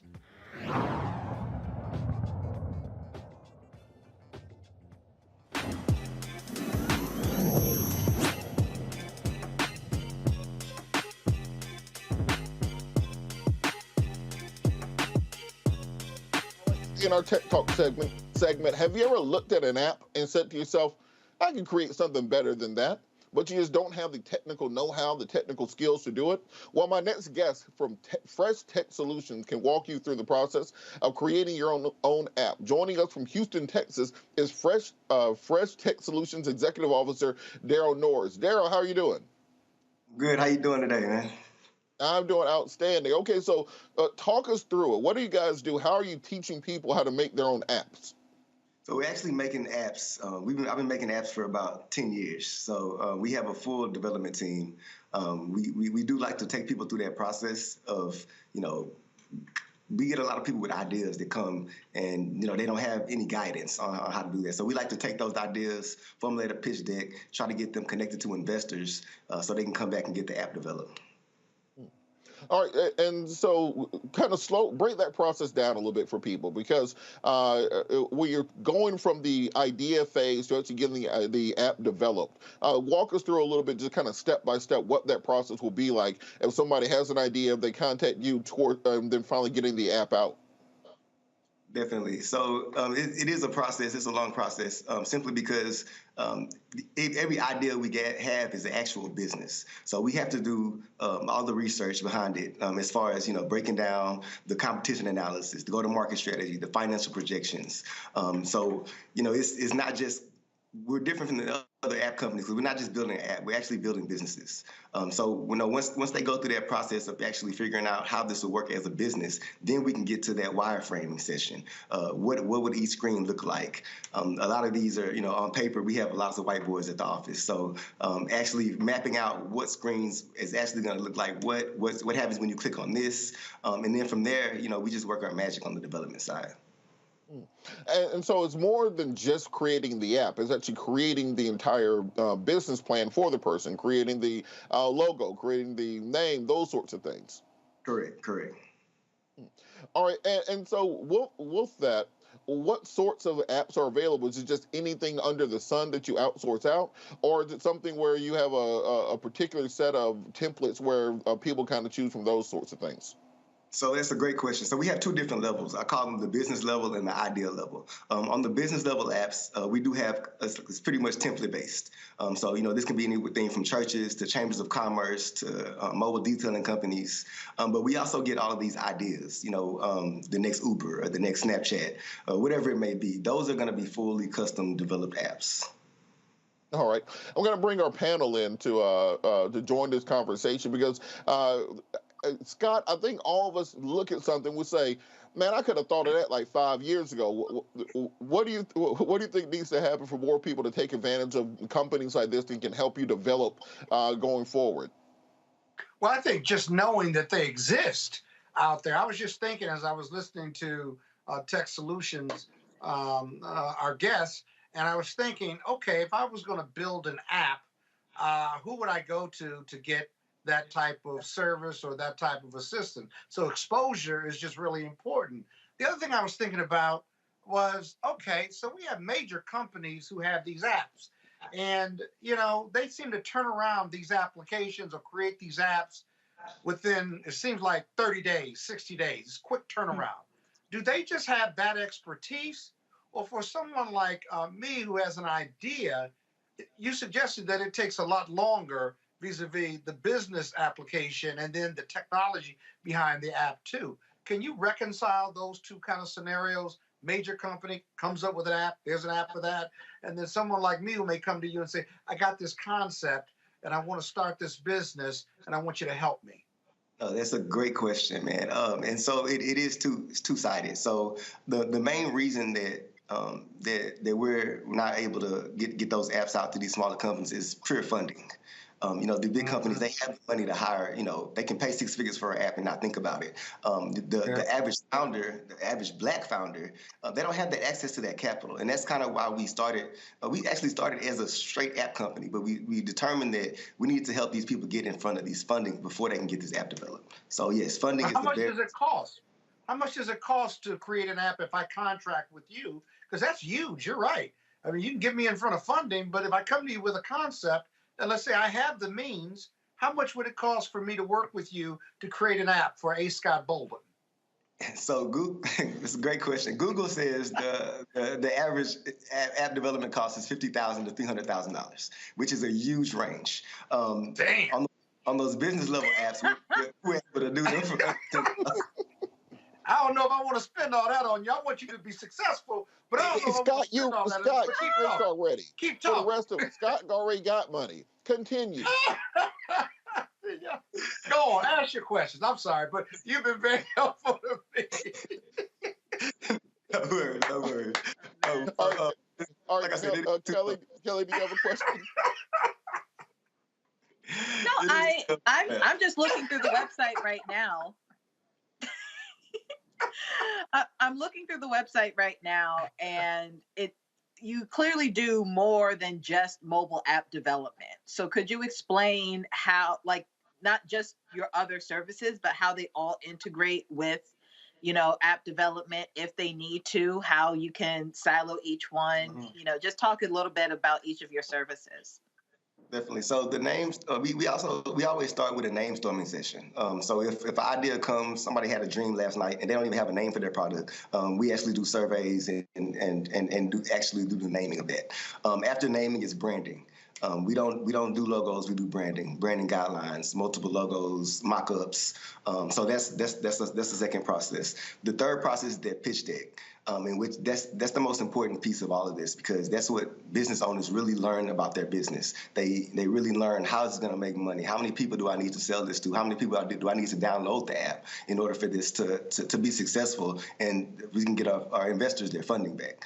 So after the pitch deck is created, then that's when we go into the web development phase, the website development phase. So we do love apps, but their website is still critical real estate to have. Mm-hmm. So we do the website. After the website, we do the app. After the app, we do social media management to help market that app. So we're literally a full service provider from the idea concept until they're up and running and scaling. Do you have examples of some successful projects that you can share? Yes, we've done the app for the Greater Houston Black Chamber of Commerce. We have a very successful app called Houston Cultures. We're working on one of my biggest projects right now. It's called Match Me Learning. So be on the lookout for that. It's a tutoring service. So coming soon. All right, Lauren, do you have a question for our guest? Are you trying to get your app done? No, I've got a e-commerce thing going, and it doesn't really need an app. I wondered about, though, when you develop an app for somebody, it obviously requires a continuous upkeep, so when you take on more and more clients, how do you keep up with that? Because you have to sort of obviously update as the technology moves forward. And do clients stay with you? Do they go to other people? Like, how does that work? No, we don't get clients who leave us often. I believe the only client that's left us, they went out of business. But once they do get an app with us, there is monthly maintenance fees to handle the hosting and those updates that Apple and Android always put out. So yes, it is a long-term process. It's a long-term thing. Yeah. All right, Thanks. Daryl, before we run out of time, how can people get the app? How can people follow you on social media? How they can contact you? All the hermeneutics on how to make sure we can get people directed in the right place. Definitely. So it's the website is freshtechsolutions.com. That's Fresh Tech Solutions with the Z on the end because we're cool. You can follow us on all social media, Instagram, Facebook. So we love to talk to you about getting you on that app store as well. All right, well, we'll be in contact. I need an app. I think people won't need their daily Patillo. They'll get a quote from me every day on a push notification. We'll develop it. It'll go viral. Everybody will love it. Daryl Norris, Executive Fresh Tech Solutions. Thank you so much for joining us. Thanks. All right, brother. All right, we're going to go to a commercial break. You're watching Roland Martin Unfiltered on the Black Star Network.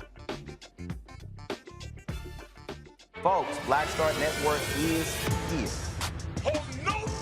I'm real revolutionary right now. Support this man, Black Media. He makes sure that our stories are told.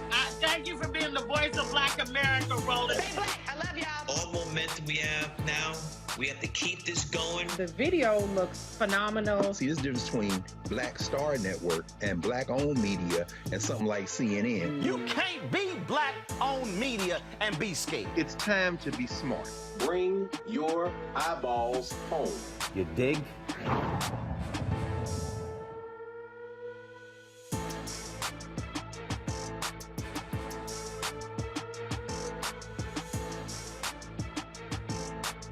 Hey, I'm Cupid, the maker of the Cupid Shuffle and the Wham Dance. What's going on? This is Tobias Trevelyan. And if you're ready, you are listening to and you are watching Roland Martin Unfiltered.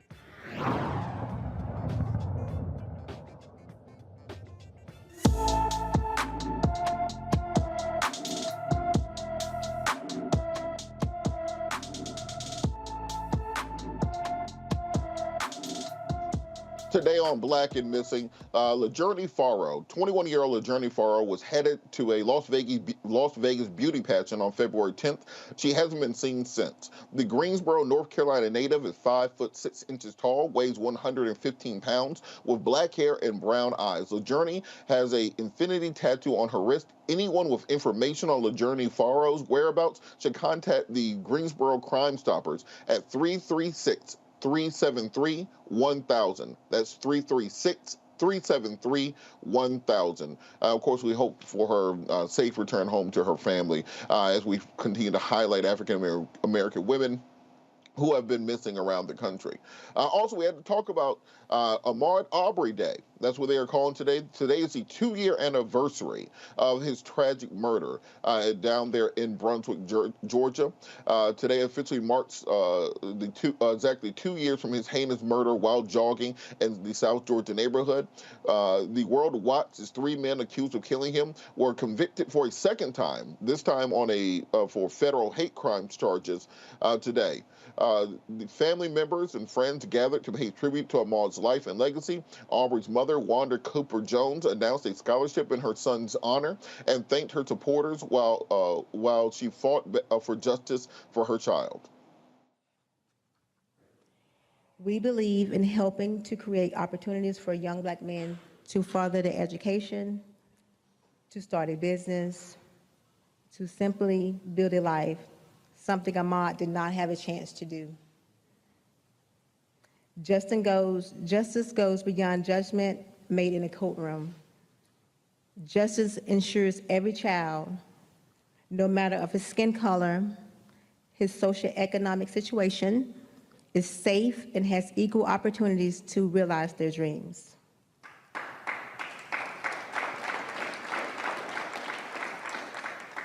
This morning, I'm very excited to announce that the Ahmaud Arbery Foundation will provide higher education scholarship opportunities to the seniors of Brunswick High School, which is the high school where Ahmaud graduated from in the year of 2012.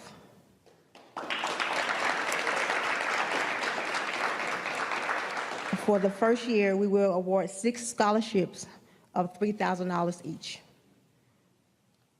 The scholarship selection committee is comprised of 6 faculty at Brunswick High School, myself, 1 board member of the Ahmaud Arbery Foundation. The scholarship recipients will be recognized during the baccalaureate services, which happens to be on May 8th, Ahmaud's 28th birthday.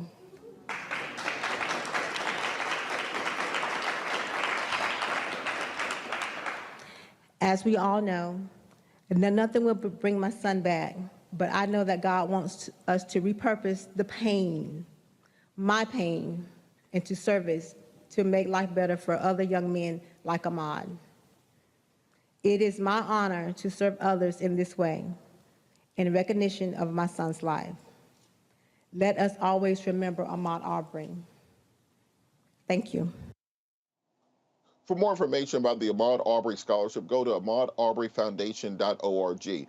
And Lauren, what do you think it says about the state of criminal justice reform in this country that we're celebrating the conviction of the McMichaels and Roddy Bryant, both on the state level charges and now on the federal hate crimes charges, but in reality, this is an aberration because Roddy Bryant recorded it, because you had the text messages back and forth of them using racial slurs, because you had the Confederate license plate. What do you think it says about the state of our current laws, where that's really what it takes to actually get justice in a case like this? Yeah, I mean, it is amazing, isn't it? The power of people having these cell phones and portable video obviously has changed the game with regard to these cases. But the fact is, somebody getting killed on video is not useful. I mean, the problem is somebody getting killed. I am actually surprised that these prosecutions happened, given their location and everything else. So I do think it kind of, it indicates some progress, certainly, but they shouldn't be happening at all until we get to the point where we're not doing these stories, not talking about this all the time.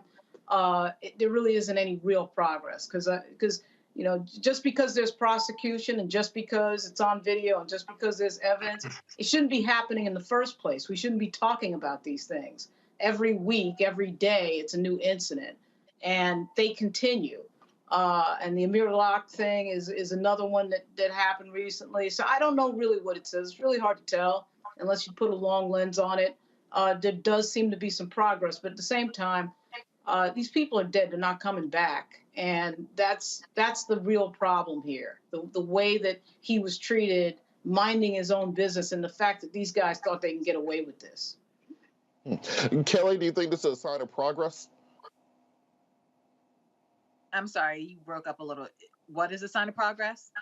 Do you think these convictions of the Michaels and Roddy Bryant, both on the state and federal level, is this a sign that we're actually progressing towards the type of criminal justice system that we need, or is this an aberration? I think that any step in the right direction is a step in the right direction, right? But what I think about the threshold for qualifying anything as a hate crime, especially nowadays, is way too high. So the fact that they had to be this blatant with it is a problem. So until the threshold is equitable and fair, I think we still have a long way to go. I liken this to the George Floyd case. Like, the threshold to convict Chauvin was so beyond the standard of beyond a reasonable doubt that other cases after George Floyd, as we have already seen, are having to work twice as hard to get a conviction that frankly should be easy. So until the standard is such that it is equitable and it is fair and it makes sense, and you don't have to, go through the seventh ring of hell in order to, get a common sense conviction, then we have a long way to go. All right, and Scott, on that same note, we look at these things, but every single time there's a case where you don't have a conviction on the state level, everyone says, well, the Justice Department needs to come in with hate crimes charges against these individuals.